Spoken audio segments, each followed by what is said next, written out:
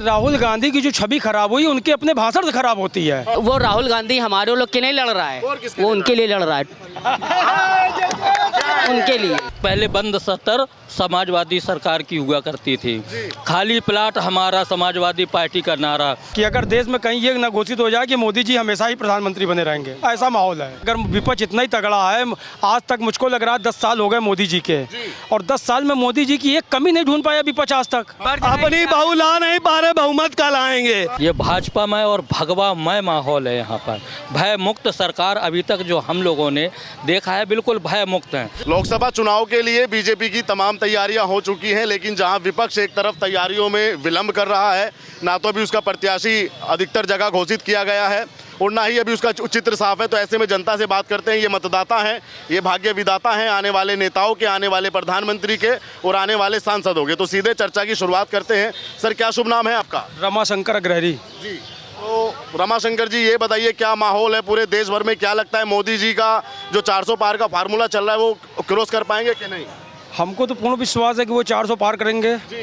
क्योंकि जिस तरीके से 370 का काम उन्होंने किया है और राम मंदिर का निर्माण किया है जी, उससे जनमानस में बहुत ही ज़्यादा वो है कि अगर देश में कहीं ये न घोषित हो जाए कि मोदी जी हमेशा ही प्रधानमंत्री बने रहेंगे, ऐसा माहौल है। ऐसा माहौल है जी। विपक्ष तो कह रहा है कि भाई मोदी जी से लोग इतने परेशान हैं, मोदी जी ने 10 साल में सब बर्बाद कर दिया। तो विपक्ष के लोग छोड़ छोड़ के भाग क्यों रहे हैं? अगर विपक्ष इतना ही तगड़ा है, आज तक मुझको लग रहा है 10 साल हो गए मोदी जी के, और 10 साल में मोदी जी की एक कमी नहीं ढूंढ पाया विपक्ष आज तक। अगर एक कमी नहीं ढूंढ पाया, और यही सरकार पहले कांग्रेसियों की थी, सपाइयों की, जो लोग गठबंधन करके चल रहे थे, आप देखिए डेली घोटाले हो रहे थे, डेली कुछ ना कुछ उजागर हो रहा था। आज किसी की औकात नहीं कि मोदी जी के ऊपर एक आरोप लगा दे।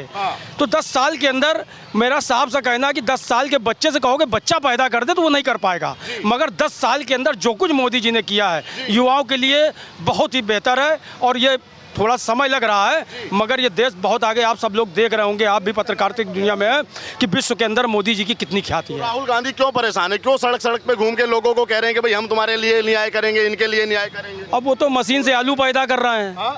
वो तो मशीन से आलू पैदा कर रहे हैं, और लोग पप्पू हैं, पप्पू कहते हैं लोग उनको। तो पप्पू की कितनी औकात होगी आप जानते हैं। फिर मोदी जी कांप रहे हैं इस बार, राहुल गांधी का जलवा देखकर मोदी जी कांप रहे। देखिए ऐसा ना, अगर राहुल गांधी कितनी वो होती कि वो अपने संगठन को ठीक कर ले, पहले चुनाव की तो प्रक्रिया बाद में है। तो इतने कांग्रेसी छोड़ छोड़ के भाग रहे हैं, आखिर उनका कहीं समावेश नहीं हो रहा। कांग्रेस के अंदर इंदिरा जी के बाद, राहुल जी के बाद अगर कोई नेता ढंग का पैदा हुआ था तो प्रणब मुखर्जी दादा थे, जिनको इन्होंने दफना दिया राष्ट्रपति बना के, कांग्रेस से हटा के बिल्कुल लाइन में। वो कुछ कांग्रेस के लिए कर सकते तो उनको भी किनारे कर दिया। वहाँ तो जितना मैं चाहूंगी, सोनिया जी चाहेंगे उतनी चाबी चलेगी, जितनी चाबी भरी राम ने उतना चले खिलौना। मनमोहन सिंह प्रधानमंत्री थे। काट का उल्लू नहीं बैठेगा, काट का उल्लू। अरे राहुल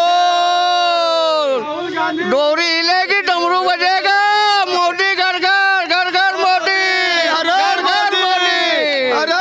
वो कह रहे हैं कि भाई वो ऑक्सफोर्ड से पढ़े हैं, मोदी जी से बढ़िया काम करेंगे, मोदी जी से अभी नौजवान है। जब स्पोर्ट के जूते नहीं पहने तो स्पोर्ट से पढ़े कहाँ है? घर घर मोदी, जय जय श्री राम। यूपी में डबल इंजन का सरकार चल रहा है, इसके बारे में क्या कहना है? विपक्ष कह रहा है भाई इंजन भी खराब है, डबल इंजन की सरकार भी खराब है।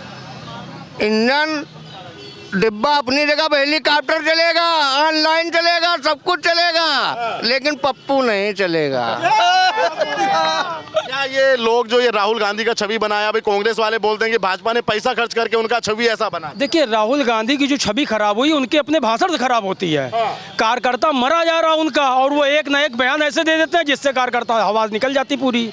वो अपने बयान को ठीक करें, पहले राजनीति की थोड़ी स्टडी करें, पढ़ें कि राजनीति क्या है।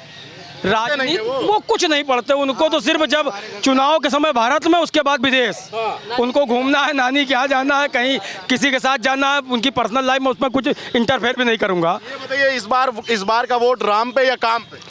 राम पे और काम पे, दोनों पे चलेगा। देखिए काम दिखाई पड़ रहा है, ऐसा नहीं है कि जो इतनी 4 लेन हाईवे, सड़कें, सारी प्रक्रिया हुई है। ये आप काम देखिए, कानपुर ऐसे शहर में जो हम लोग कल्पना करते थे कि मेट्रो की, आज मेट्रो चलने लगी कानपुर में। तो इतनी, इससे ज़्यादा बड़ी बात कुछ नहीं हो सकती है। विपक्ष कह रहा है कि इस बार मोदी जी को जनता गुजरात में छोड़ देगी और मोदी जी अब चाय पियेंगे। पूरे हिंदुस्तान में केवल मोदी ही मोदी हैं। और मोदी के अलावा कुछ भी नहीं है। खासियत है मोदी जी में? मोदी जी हमारे लिए राष्ट्र के लिए लड़ रहे हैं, हम सब के लिए लड़ रहे हैं, इससे बड़ी क्या बात हो सकती तो है। राहुल गांधी भी रहे हैं सड़क से संसद तक। वो राहुल गांधी हमारे लोग के लिए लड़ रहा है, वो उनके लिए लड़ रहा है, उनके लिए टोपी वाले के लिए। टोपी वालों के? हाँ, और जो मोदी जी हैं हमारे सनातन धर्म के लिए लड़ रहे हैं, सबके लिए लड़ रहे हैं यहाँ पे। अब इससे बड़ी क्या बात हो सकती है। तो डबल इंजन की सरकार है आपके प्रदेश के अंदर और देश के अंदर, क्या कहना चाहोगे डबल इंजन की सरकार के? डबल इंजन है तो ट्रिपल इंजन हो गई है। हाँ बिल्कुल, मोदी जी हैं जी, तो योगी जी हैं हाँ। और हमारे अमित शाह जी हैं, जी। तो बस अब समझो क्या हो गया, ट्रिपल इंजन हो गया अब तो। विपक्ष लगातार लामबंद है कि भाई इस बार मोदी जी का विजय रथ को रोक देंगे। कुछ नहीं रोक 400 पाएंगे। नहीं 4 भी। देखिए वो लोग अभी कह रहे हैं कि भारत जोड़ो, यहाँ वो तो कांग्रेस तोड़ो चल रही है, वहाँ पे तो विधायक तोड़ो चल रहा है वहाँ पे। राहुल गांधी अमेठी चुनाव विपक्ष अपने प्रधानमंत्री का चेहरा डिसाइड नहीं कर पा राहुल गांधी चेहरा तो है और क्या? कुछ नहीं है, कहाँ सहमत है?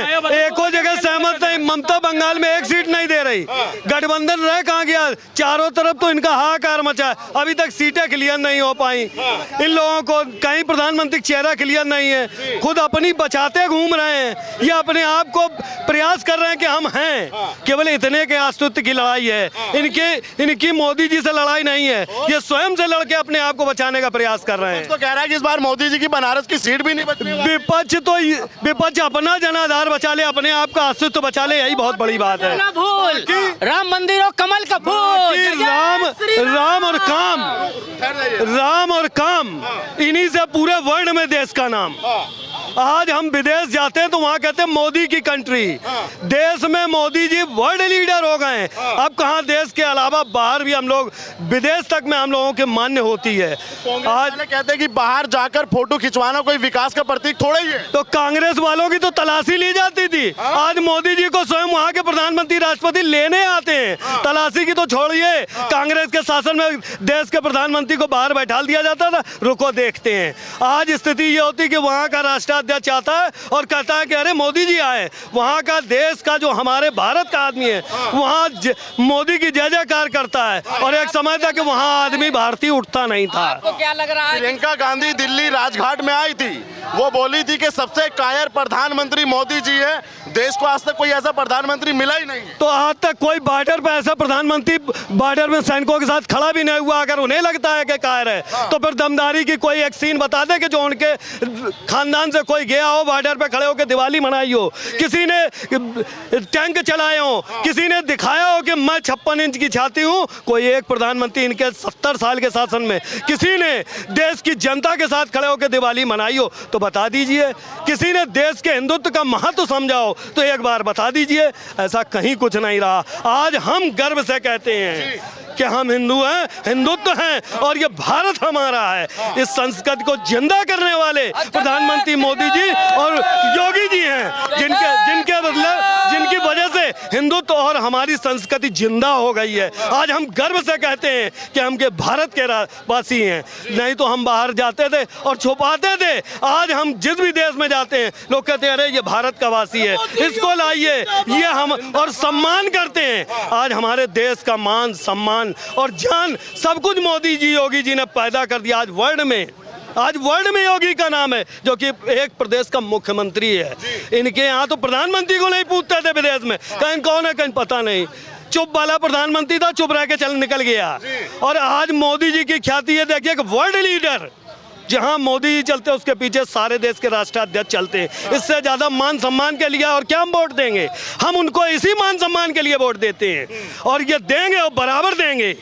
ये जान जब तक रहेगी तब तक मोदी के नाम रहेगी। कह रहा है रोक देंगे इस बार चाहे कुछ भी। गायब है, विपक्ष का क्या रह गया बताइए? 80 में से 3 सीटें अखिलेश जी पाते हैं, कांग्रेस 2 पाती है और लड़ रही इस बात को कि एक आध हमें मिल जाएगी। 80 में 80, बीजेपी 80 में 80, कहीं अस्तित्व बचाते नहीं दिखाई दे रहे। 2-2 जगह इनके प्रत्याशी विद्रोह कर रहे हैं। क्या रह गया इनका? भारत माता की जय जय श्री राम। अखिलेश यादव पीडीए की बात कर बचाते घूम रहे हैं कि हम हैं, लेकिन पूरे जिसको एक प्रदेश के अलावा बाहर के प्रदेशों की जानकारी नहीं कि वहाँ क्या मुद्दे, क्या व्यवस्था, क्या समस्या। बात करते हैं पूरे देश की और लड़ते हैं केवल उत्तर प्रदेश की कितनी सीटों पे। 28, 30, 32 सीटों पे लड़ते हैं और पूरे देश की 543 सीटों की बात करते हैं, जिनकी अपनी शक्ल 80 सीटों पे नहीं छा रही है। वो पूरे देश की 543 सीटों पे लड़के बताएंगे, वो भारत के प्रधानमंत्री बन के दिखाएंगे। अरे पहले अपनी शक्ल तो प्रदेश में जमा लो। अपनी शक्ल जमा नहीं पा रहे हैं, जाके कह रहे हैं पूरे देश में छाएंगे, पूरे देश के मुद्दे बता नहीं पा रहे हैं, एक प्रदेश में तो ढंग से समझ नहीं पा रहे हैं।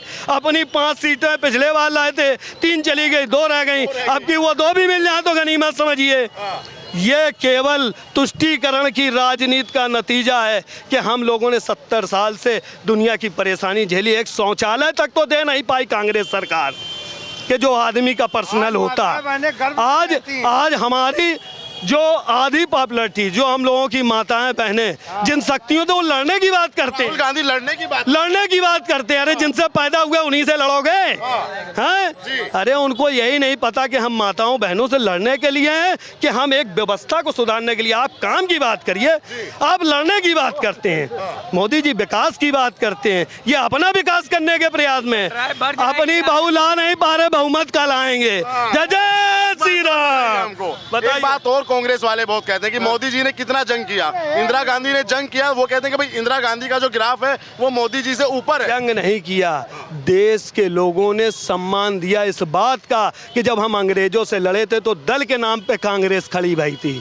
गांधी जी ने कहा था कि अब दल की कोई आवश्यकता नहीं, इसे खत्म कर दीजिए कांग्रेस को, क्योंकि जो भी लोग थे तो देश के ही, लेकिन इनकी पार्टी बना करके उसको एक भ्रष्टाचार, क्योंकि अब उन्हें नई नई सत्ता मिली, उसे अपना कुछ पैदा। योगी जी के बारे में बताइए, 7 साल उनकी सरकार को हो गए, कैसा चाप? योगी जी सुन लीजिए, योगी जी जैसा मुख्यमंत्री न हुआ न होगा।